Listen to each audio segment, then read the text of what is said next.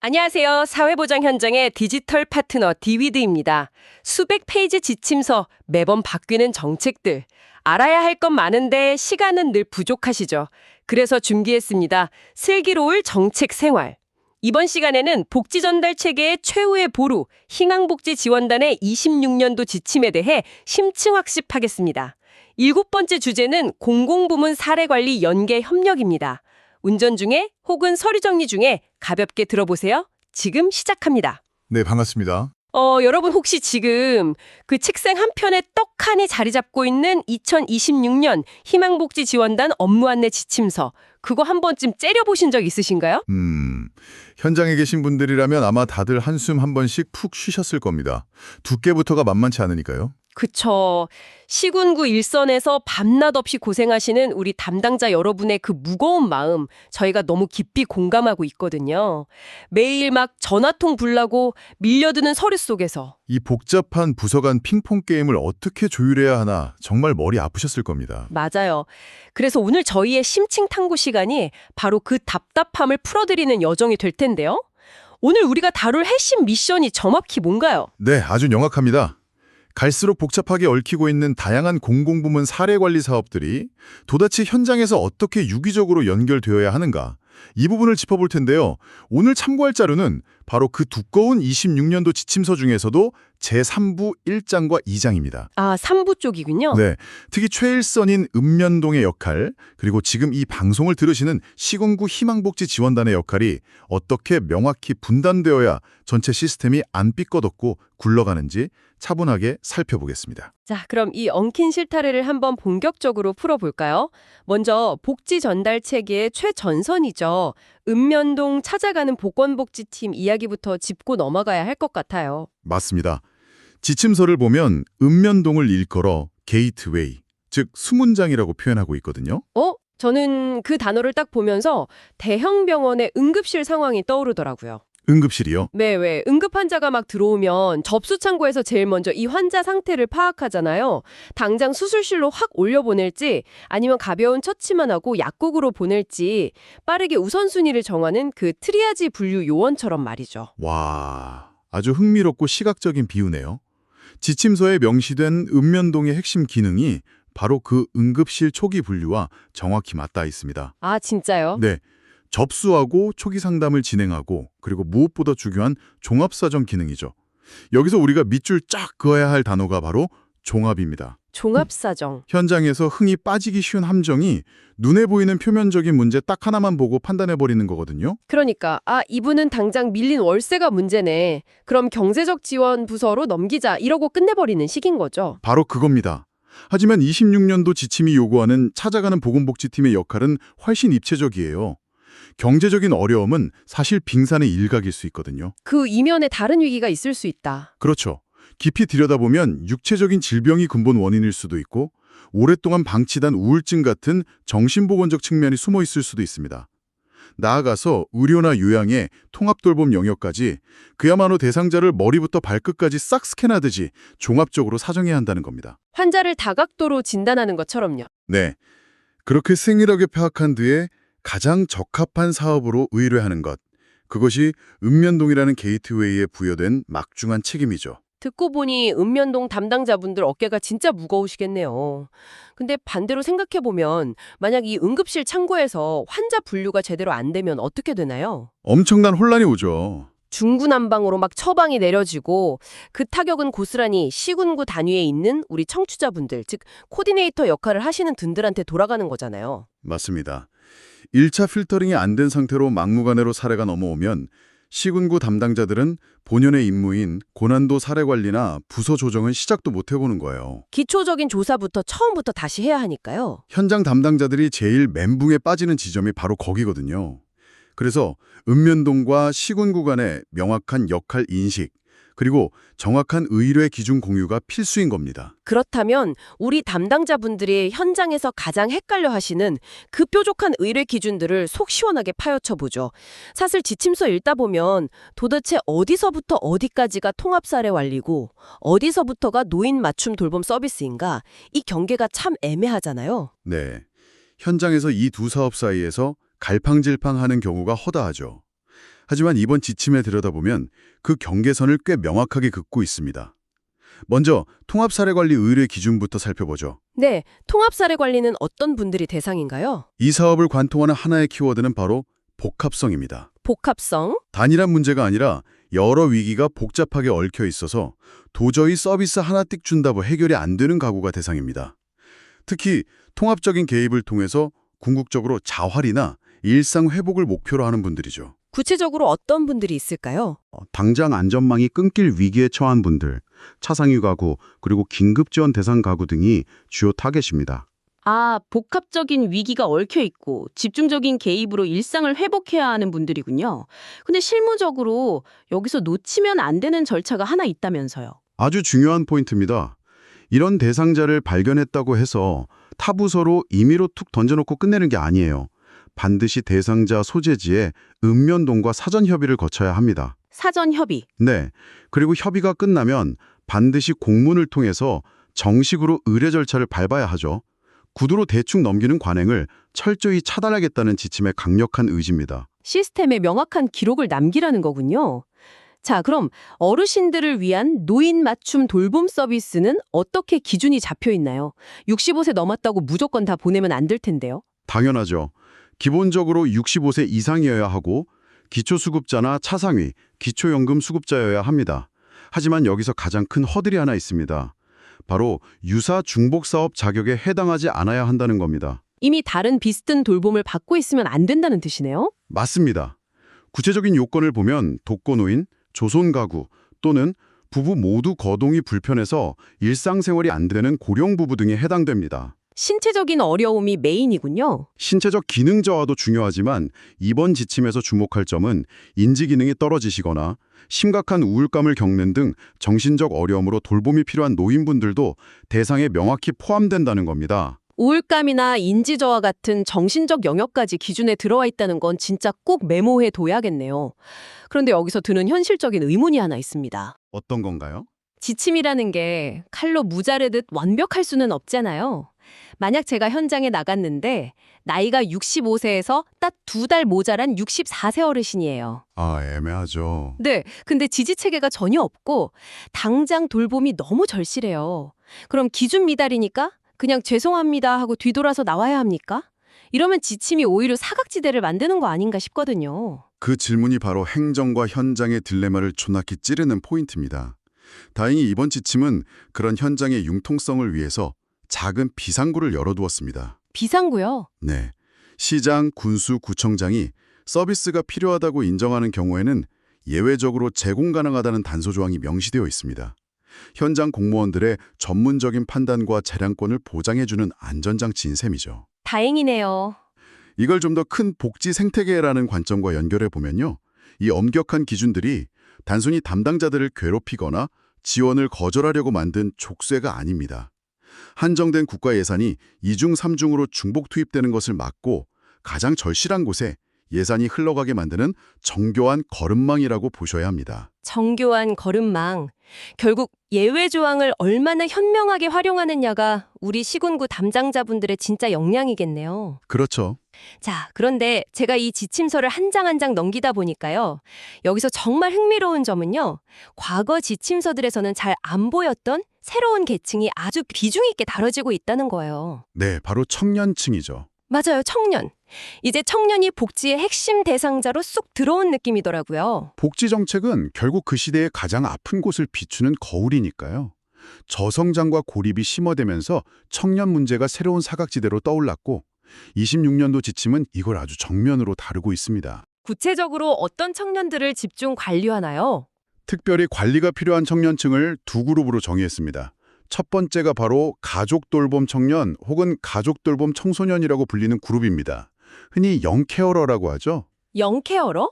연령 기준이 어떻게 되나요? 13세부터 34세까지로 아주 폭넓게 설정되어 있습니다. 13세면 중학생 나이잖아요. 맞습니다. 이들은 단순히 부모님 심부름을 돕는 정도가 아니에요. 질병이나 중증장애, 정신적 어려움을 겪는 아픈 가족과 한 집에 살면서 사실상 그 가족의 생계와 간병을 홀로 전담하는 안타까운 상황의 청년들입니다. 학교 대신 병원을 오가는 10대, 20대들이군요. 네, 장기 요양급여를 받는 조부모님 대소변을 받아내거나 하는 친구들이 이 대상에 포함되는 거죠. 그 어린 나이에 생계까지 걱정해야 한다니 마음이 참 무겁네요. 전통적인 시각에서는 그냥 아픈 조부모님한테만 포커스가 맞춰져 있었을 텐데요. 바로 그 점을 개선하고자 지침이 구체화된 겁니다. 그럼 두 번째로 집중하는 청년 그룹은 누군가요? 두 번째는 고리분둔 청년입니다. 연령 기준은 19세부터 34세까지고요. 고리분둔, 요새 뉴스에 정말 많이 나오잖아요. 네. 흥미로운 건 지침상에서 고립과 은둔의 강태를 미세하게 구분짓고 있다는 점입니다. 어떻게 다른가요? 먼저 고립 청년은 취업이나 학업 같은 사회활동이 현저히 줄어들고 정서적 물리적으로 도움을 요청할 인적 지지 체계가 턱없이 부족한 상태를 말합니다. 사회와 연결된 끈이 간당간당한 분들이죠. 그럼 은둔 청년은요? 은둔은 거기서 한 발 더 나아가서 고립이 극도로 심화된 상태입니다. 사회활동이 아예 전무하고 자신의 방이나 집이라는 한정된 공간 안에서 한 발자국도 밖으로 나오지 않는 청년들을 뜻하죠. 방문을 완전히 닫아버린 거군요. 그런데 이런 청년들을 발굴했다고 치면 아까 이야기했던 그 통합 사례관리 시스템으로 바로 의뢰하면 되는 건가요? 왠지 이 친구들은 접근법 자체가 완전히 달라야 할 것 같은데요. 아주 예리한 지적입니다. 그게 바로 이번 지침에서 현장 담당자분들이 새롭게 업데이트하셔야 할 핵심 실무 포인트입니다. 이런 청년들을 발견했을 때 무작정 기존 부서로 넘기는 게 아니에요. 반드시 청년미래센터라는 특화된 전문기관과 사전 협의를 거쳐야 합니다. 청년미래센터요? 네, 대상자가 센터 서비스와 개인정보 제공에 동의했다는 전제하에 공문으로 의뢰해야 하죠. 다만 아셔야 할 점은 2026년 현재 이 센터가 전국 모든 곳에 다 있는 게 아닙니다. 딱 4개 시도에 시범적으로 설치돼서 운영 중입니다. 4개 시도나요? 그럼 이 4개 지역에 계신 우리 청취자분들은 당장 내일 출근해서 실무에 적용하셔야 할 텐데 제가 기관 이름이랑 위치 살짝 짚어드리고 갈까요? 네, 현장에서는 당장 어디로 연락할지 막막하실 테니까요. 펜 들고 계신 분들은 메모해 두시면 좋겠습니다. 자, 인천광역시는 미추홀구에 있는 사회서비스원에서 이 역할을 맡고 있습니다. 네, 미추홀구 사회서비스원. 그리고 울산광역시는 진장 유통로 쪽에 있는 사회복지협의회에 센터가 있고요. 충청북도 청주시는 기업진흥원입니다. 맞습니다. 마지막으로 전북특별자치도는 전주의 사회서비스원에서 시범 운영 중입니다. 상세한 부서명은 저희 쇼노트에 꼼꼼히 적어둘 테니까 꼭 확인해 보세요. 잘 정리해 주셨네요. 근데 전문가님, 이 4개 지역 외에 계신 분들은 우리 동네 이야기 아니니까 넘겨야지? 이러셔도 되는 걸까요? 절대 안 됩니다. 정부가 특정 사업을 4개 시도에서 이렇게 규모 있게 시범 운영한다는 건요. 머지않아 이 시스템을 전국으로 전면 확대하겠다는 강력한 시그널이거든요. 준비운동을 하라는 거군요. 맞습니다. 지금 당장 우리 동네에 센터가 없더라도 시군구 희망복지 지원단 분들은 우리 지역 내 정신건강복지센터나 청년 일자리 센터 같은 민간 네트워크를 어떻게 엮을지 미리 청사진을 그려두셔야 합니다. 그래야 제도가 전국 확대될 때 우왕좌왕하지 않으니까요. 미리 대비하는 자만이 몰려오는 행정의 파도에서 살아남을 수 있다. 아주 중요한 팁이네요. 자, 지금까지 읍면동 게이트웨이랑 새로운 대상자 기준들을 쭉 훑어봤습니다. 그럼 이제 시선을 돌려서 이 모든 상황을 마주하는 우리 청취자 여러분, 즉 시군구 희망복지 지원단의 진짜 본연의 임무에 대해 이야기해 볼 차례입니다. 네, 코디네이터 역할이죠. 그렇다면 현장에 있는 우리 담당자들에게 이게 궁극적으로 어떤 의미일까요? 읍면동이 응급실 수문장이라면 도대체 시군구 지원단은 병원의 어떤 부서라고 봐야 합니까? 원장님인가요? 병원장보다는 오케스트라의 주의자, 즉 마이스트로에 가깝습니다. 전문 용어로는 코디네이터라고 명확히 규정하죠. 지휘자, 여러 악기 소리를 조율하는 역할이군요. 정확합니다. 읍면동을 통과해서 1차로 넘어온 고난도 사례들이 여러분 책상에 딱 놓입니다. 이때 단순히 서류 요건만 기계적으로 보는 게 아니라 이 가구의 진짜 통합적 욕구가 뭔지 훨씬 더 심층적으로 조사해야 합니다. 그리고 여기서 가장 막강한 무기이자 제일 골치 아픈 임무가 등장하죠. 뭔지 알 것 같아요. 통합사례 회의, 맞죠? 네, 바로 통합사례 회의 수행입니다. 제가 시군구 담당자분들 만나보면 진짜 여기서 스트레스 제일 많이 받으시더라고요.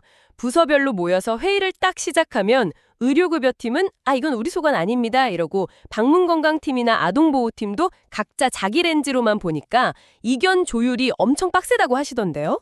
부서 간의 핑퐁 게임이 벌어지기 십상이죠.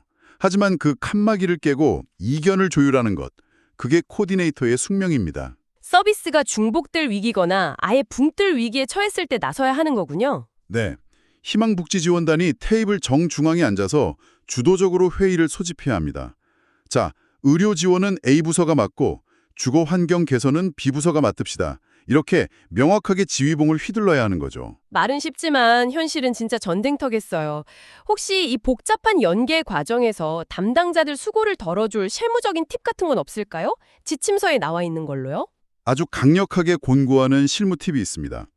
대상자 연계할 때 제발 이것저것 전화 돌리고 팩스 보내면서 아날로그식으로 하지 말라는 겁니다. 팩스 그만 써라. 네. 연계하려는 타기관이 행복이음 시스템 내에서 서비스 의뢰 기능이 연동되는 곳이라면 반드시 이 행복이음 시스템을 활용하라고 지침에 근거해서 명시하고 있습니다. 클릭 몇 번으로 데이터가 쫙 넘어가니까요. 맞습니다. 굳이 구두로 설명하다 정보 누락하는 실수 범하지 말고 행정의 효율성을 극대화하라는 뜻입니다. 스마트한 행정이네요. 자, 그런데 여기서 또 하나 짚어야 할 치명적인 실수가 있죠. 현장에서 진짜 흔하게 벌어지는 일인데요. 드디어 센터로 의뢰 완료했다. 이제 내 손을 떠났네 하면서 서류 폴더 탁 덮어버리는 분들 계시잖아요. 그렇게 머릿속에서 대상자를 지워버리는 거 굉장히 위험하고 지침서에서도 철저히 경계하는 태도입니다. 왜 그런가요? 이 대목에서 아주 중요한 질문이 하나 떠오릅니다. 우리가 다른 전문기관으로 대상자를 의뢰했고 시간이 흘러서 그 기관이 서비스 끝났습니다 라고 통보해왔다고 칠게요. 과연 서비스가 끝났을 때 대상자는 온전히 자립했을까요? 글쎄요. 우울증 약 몇 달 먹고 월세 몇 달 지원받았다고 하루아침에 튼튼한 동아줄이 생기는 건 아니잖아요. 언제든 다시 추락할 수 있는 아슬아슬한 상태일 텐데요. 바로 그겁니다. 복지는 공장의 컨베이어 벨트가 아니거든요. 그래서 26년도 지침서에는 이른바 의뢰와 종결의 피드백 루프가 아주 강력하게 명시되어 있습니다. 피드백 루프요? 지금 청취자분들 속으로 또 무슨 서류 작업 늘어나는 소리 들린다 하고 한숨 쉬실 것 같은데요. 서류가 추가되는 게 아니라 장기적으로 여러분의 업무 폭탄을 막아주는 재발 방지 시스템이라고 보셔야 합니다. 타 사업으로 의뢰한 대상자의 사례 관리가 종결될 때 반드시 그쪽 기관에서 최초 의뢰했던 여러분에게 종결 통보를 해줘야 합니다. 통보 의무가 있군요. 네. 그럼 통보를 받으면 수고하셨네요 하고 연구 보존함에 넣으면 될까요? 안 되죠. 거기서 다시 한번 확인이 들어가야 하는 거 아닌가요? 정확합니다. 통보받은 기관, 즉 청취자분들은 그 종결이 현재 상황에 비추어 정말 적절했는지 확인하셔야 합니다. 이걸 사후관리 점검이라고 하죠. 서비스가 기계적으로 끊겨서 다시 위기로 곤두박질 치고 있지는 않은지 보는 거군요. 네, 최초에 파악했던 여러 욕구 중에 아직 꼴마가고 있는 다른 문제는 없는지 들여다봐야 합니다. 의뢰에서 끝나는 게 아니라 종결 이후의 상황까지 점검하는 이 순환 구조, 이것을 완성하는 것이야말로 오케스트라 지휘자인 시군구 코디네이터의 진정한 피날레입니다. 접수부터 사후관리 점검까지. 눈에서 멀어지면 마음에서도 멀어진다는 그 행정의 사각지대를 원천봉쇄하는 아주 촘촘한 그물망이네요. 네, 지침이 갈수록 정교해지는 이유죠. 이야기를 나누다 보니 새삼 깨닫게 됩니다. 우리 시군구 희망복지지원단 담당자분들이 이 거대한 복지 생태계가 무너지지 않게 중심을 꽉 잡아주는 든든한 기동 역할을 하고 계시다는 걸요. 맞습니다. 매뉴얼을 대상자의 방안에 온기로 둔갑시키는 건 결국 현장 담당자들의 치열한 고민 덕분이니까요. 자, 어느덧 오늘 준비한 심층 탐구를 마무리할 시간이 다가오고 있습니다. 오늘 우리는 읍면동 게이트웨이의 중요성부터 통합사례 관리와 노인 돌봄의 깐깐한 의뢰 기준, 또 새롭게 조명된 청년 문제, 그리고 시군구 코디네이터의 통합사례 회의와 피드백 루프까지 쉴 틈 없이 달려왔는데요. 마지막으로 방송을 듣고 계신 여러분께 이런 도발적인 질문을 하나 던지며 마무리하고 싶습니다. 오늘 우리는 13세부터 34세, 65세 이상 등 명확히 숫자와 기준으로 나뉜 지침을 살펴봤습니다. 하지만 인간의 삶과 위기는 칼로 무자르듯 기준선에 정확히 맞춰 찾아오지 않죠. 지침의 요건을 아주 미세하게 비껴가는 35세의 위기가구 혹은 64세 11개월의 고립가구를 만났을 때 여러분은 이 시스템의 빈틈은 어떻게 지역사회와 연계하여 메우실 계획인가요? 매뉴얼을 넘어선 현장의 지혜가 바로 여러분의 손끝에서 시작됩니다. 지금까지 오늘 정책의 핵심 포인트들을 짚어봤습니다. 업무에 작은 도움이 되셨나요? 복잡한 정책을 이해하는 것만큼 중요한 건 그것을 우리 지역만의 특색에 맞춰 현장에서 구현하는 것입니다. 엑셀과 종이뭉치 대신 우리 지역 맞춤형 디지털 시스템이 필요하다면 언제든 디위드를 찾아주세요. 행정을 레거시 시스템이, 현장 돌봄의 완성은 디위드가 함께합니다. 더 자세한 내용과 실무 팁은 디위드 홈페이지에서 확인하실 수 있습니다. 구독과 좋아요로 내일의 복지 행정을 더 가볍게 만드세요.